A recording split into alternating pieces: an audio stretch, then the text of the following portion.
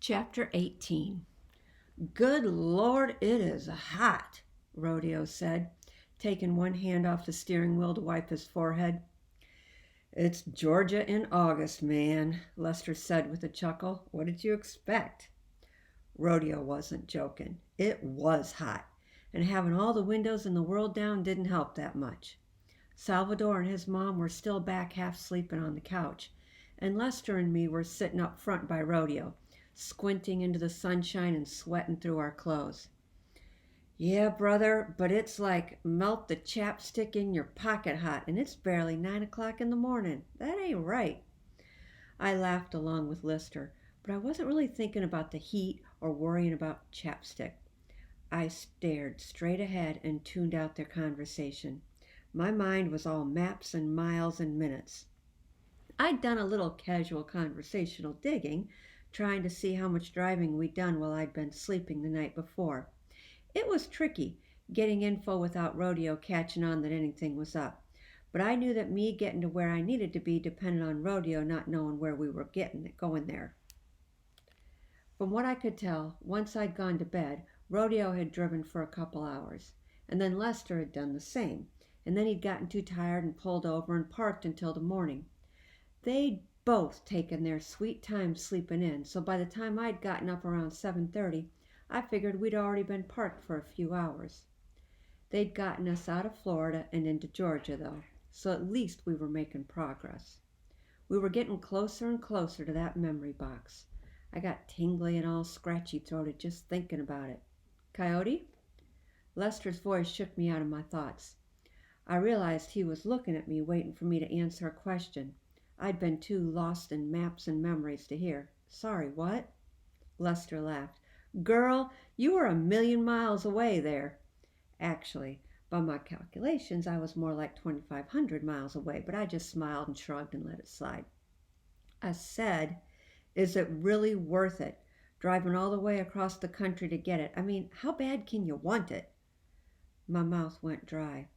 My breath stopped in my lungs. I saw Rodeo glance away from the road to look at me. What? I croaked. All I could picture was that memory box buried under those trees. All I could think to answer was, yes, it's worth it. I want it so bad it hurts. Lester wrinkled his forehead at me. The sandwich, he said. That's why you're on this trip, right? For some magical pork chop sandwich? I blinked, forced my mouth into a smile. Lester and Rodeo had been talking about my fictional dead dream. That's all. I tried to slow down my racing heart. Oh yeah, sorry. I'm still tired, I guess. I noticed Rodeo giving me another curious look. But yeah, it's totally worth it. The pork chop sandwich, I mean. It's amazing. Must be, Lester said, clicking his tongue and shaking his head. Oh, they're solid grub, Rodeo jumped in. All loaded with pickles and onions and mustard, side of fries. That's good eating. I could go for that, Lester said. I'm starving. Rodeo shot him a thoughtful look.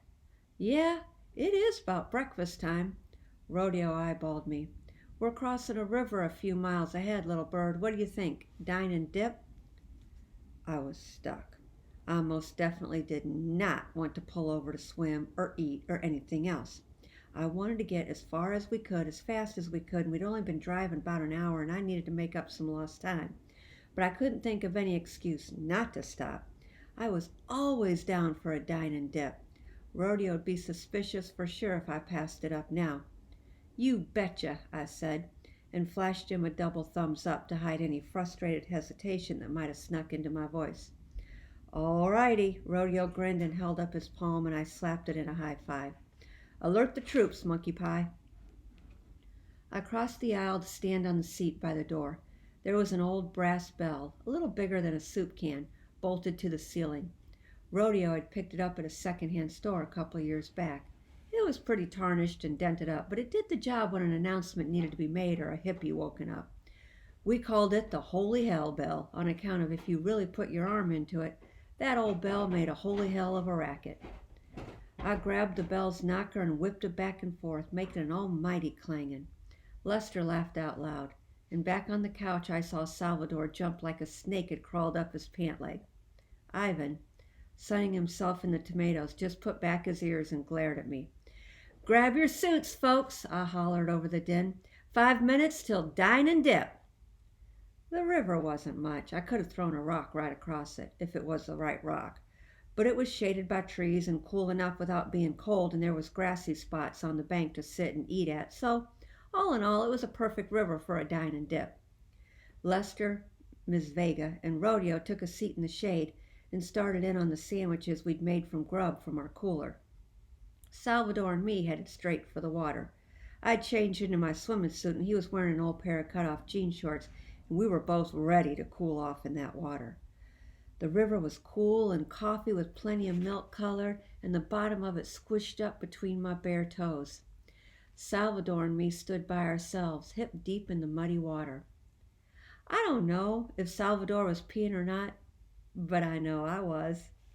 Some folks probably say they never pee in the water when they're swimming on a summer day, but some folks are definitely liars. I'm sorry, but if you're already standing in a river and you're getting out to go pee, you're doing it wrong.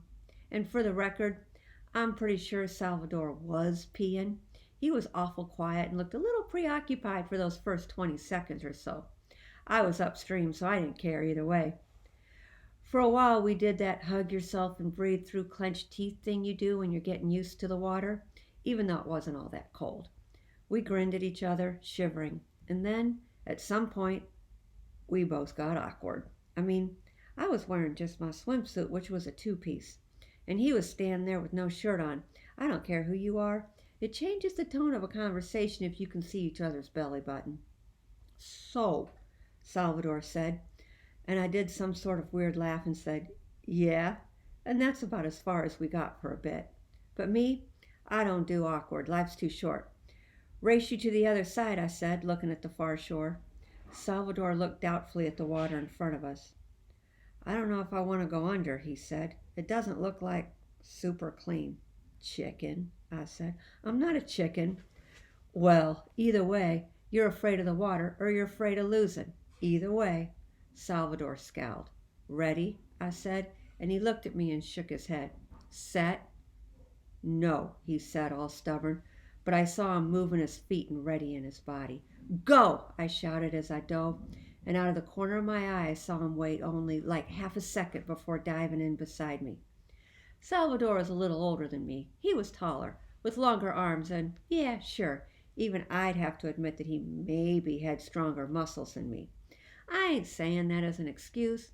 I'm saying it as a brag, 'cause I beat that boy to the other side of the river by so much that my hair was practically dry by the time he came thrashing up to me. I was sitting there in the shallows, smiling and breathing easy. Salvador splashed up beside me and flipped over on his back, gasping up at the sun. "You," he said between breaths, "are really fast." "Yeah," I grinned. Being a strong swimmer is something Rodeo's always been big on. We even stayed in the town for 4 weeks once so I could take advanced lessons. "Cheater, you didn't warn me you were so fast." "You didn't tell me you were so slow," I said. And Salvador fake scowled and splashed me, and I splashed him back, and we both snorted and then closed our eyes and looked up at the sun to dry our faces. There were clouds rolling in, dark ones, but the day was still mostly hot and the sun still mostly bright. The awkwardness was gone just like I'd planned. Putting a boy in his place is a great way to take the tension out of a situation.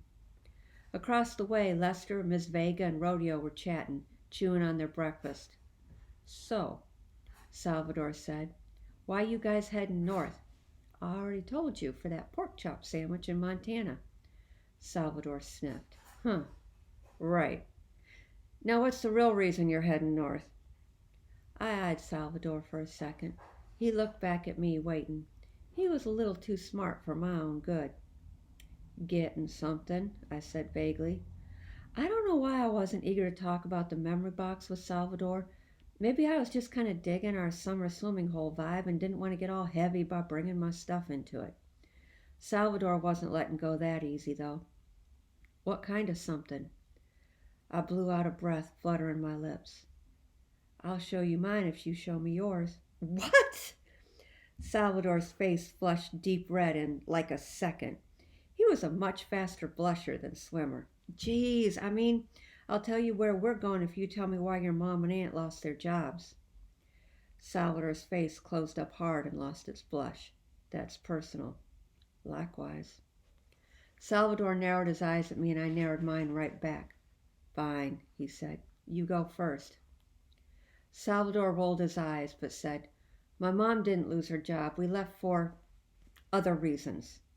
He was looking away from me, his body tight and tense. Okay, I said carefully. Like... Salvador blinked. A lot, and fast. When he turned to me, he turned so fast I almost flinched, and his eyes were red and watery. I'm only telling you this because I was a jerk last night, he said, and I kind of nodded. And then he looked away from me and said, We left because of my dad. That's all he said. Just said it and left it sitting there. But I didn't jump in with a question or nothing because I could tell he wasn't done talking. He just needed a sec, so I gave it to him.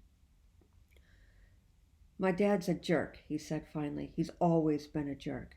He shook his head. Well, not always. Like sometimes he's cool, fun and funny and stuff, but he's got this temper, and when he's mean, he's mean. And when he's mad, he's mad. And when he's mad, sometimes he... Salvador's trailed off, his voice kind of low and broken. I kind of thought I knew where he was going. My eyes were stinging already. Then Salvador finished the sentence. Sometimes he hits.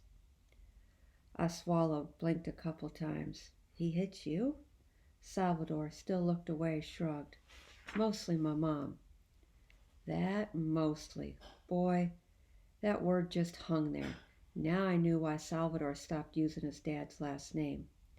Up in the riverside trees behind us, a bird chirped out some sort of cheerful song that just didn't fit the moment. Salvador scooped a rock up off the muddy bottom and chucked it out into the river. My aunt's been trying to get Mom to leave him forever because of all that stuff. And we tried a couple times, but it's hard because he's like so sorry after, or acts like he is, until the next time. He dug up another rock, sent it skipping across the surface. But I don't know. Maybe we just finally realized that there'll always be a next time, so we left, and here we are. We sat in silence for a second, the muddy water flowing around in between us. I'm sorry he hit you, I said. I don't care about him hitting me, Salvador snapped, his eyes flashing back to me full of fire. Whatever. I care about him hitting her. I hate that he did that. I hate that I couldn't stop him. I hate that I couldn't take care of her. It's not your fault, Salvador. It isn't your job to take care of her. He gave me a funny look, then snorted. Yeah, you're one to talk. I opened my mouth to reply, but nothing came out. He looked away from me, out across the water to where our separate parents sat, eating in the shade. I think it is our job to take care of each other, he said. Then he shrugged. We're all we've got. That's Salvador. He's a smart one, maybe. I looked at him out of the corner of my eye, sitting there in the water, scowling and squinting, looking all tough, and also kind of looking not hardly tough at all, looking kind of small and scared and sad. Come on, Coyote. Like I didn't know you could be scared and sad and tough all at the same time. Like I didn't know you could be a million different things all at the same time. There's so much sadness in the world. Really, there is. I pushed up off the bottom so the water floated me down an inch until I bumped into Salvador's shoulder. He looked at me, looking at him. He shook his head. Nope, don't do that. What? I said. Don't give me that look. What look? No, I see it. You got that sympathy look on. I know that look. I hate that look. We're not pitiful, we're strong. I swallowed and wiped the look off my face, even though I didn't know I'd been making it till he told me, because I knew that look too, and I hated it too. Okay, I said. Yeah, I get that look all the time, everywhere we go, and I'm with you. It's the worst. Salvador nodded and scratched at his cheek and looked out across the water. Let's make a deal, Salvador, right here. I promise to never feel sorry for you if you promise to never feel sorry for me. I held my dripping hand out to him. His eyebrows flicked up and a little smile tickled the corners of his mouth. Yeah? Yeah. I pushed my hand closer to him. No sympathy. He looked at my hand for a second, then reached out and took it. His hand was as wet as mine, but warm, and he squeezed softly. No sympathy, he echoed. We held each other's hand for a minute until I think we both kind of realized that we were holding each other's hand, and then we dropped them and looked off in different directions. You worry about him coming after you? Your dad, I mean? I asked. Nah. I don't think he was ever all that excited about being a husband or a dad. He knew we were leaving. Didn't even try to stop us. I think he's glad we left. Salvador's voice got awful tight there at the end, and he looked away and cleared his throat. And I didn't say nothing, just let him have that moment. Okay, he said after a few seconds. Your turn to tell. What are you really going to Montana for? Now, I'm not sure how much of my whole deal I'd been planning on sharing with Salvador, but I sure as heck knew that after all the hard truth he'd passed my way, Salvador deserved the truth, the whole truth, and nothing but the truth. I took a big ol' here I go breath and then dove in. Well, we ain't really going to Montana, I began, and then I laid it all out. I told Salvador all about the park and the memory box and the call from my grandma, and he listened close and quiet, nodding and squinching up his eyebrows. He was a good listener, that Salvador. Some folks listen without really listening, but Salvador ain't one of them. I kept it short, but everything I said he took in and put someplace inside himself. When I was done, he nodded slow to himself. Well, that's like legit. I mean, it's important. No joke. I hope you get there in time. Me too. And remember, you can't breathe a word of this around Rodeo. If he finds out where we're really headed, he'll turn that bus around faster than, well, I don't know what. It'll be fast, though. Salvador nodded seriously, then looked over at Rodeo. How long you going to keep it a secret? I sighed. As long as I can, maybe a little longer even. Across the way, the grown-ups were finishing up their eating and starting to stir around a bit. Probably better get back, I said. And Salvador said, yeah, probably. And we stood up and took a couple steps deeper toward the middle, but then stopped and faced me and looked me in the eye and said, hey. And for one mortifying moment, I thought he was going to give me a hug or something. But then he just held his fist out and smiled a little and said, you're cool, Coyote. And I bumped his fist and returned the smile and said, you're cool too, Salvador Vega. I looked back at the river. Shoot, I said. What? I'm already breaking our deal, huh? I mean, I do feel sorry for you. What for? For how bad I'm gonna beat you swimming back across this river, I said. But I was already snickering before I finished the sentence, and he shook his head and laughed and said, shut up, Coyote, and splashed water at me, and that was that.